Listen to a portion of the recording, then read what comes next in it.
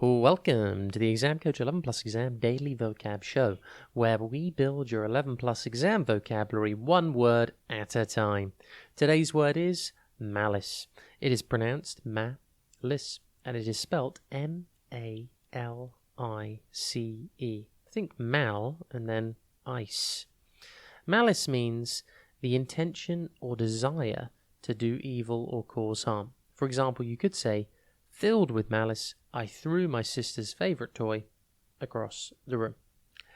The word malice, like the word malicious, which we've covered before, comes from the old French word malice, meaning ill will, spite, sinfulness, and wickedness.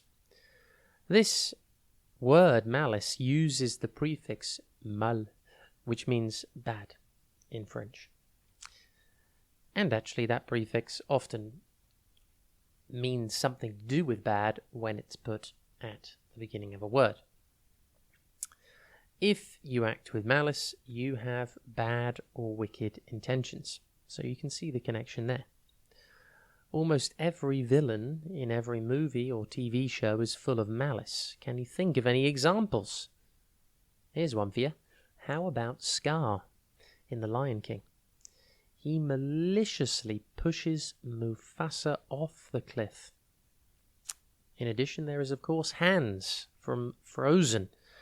He maliciously leaves Anna to die of a frozen heart.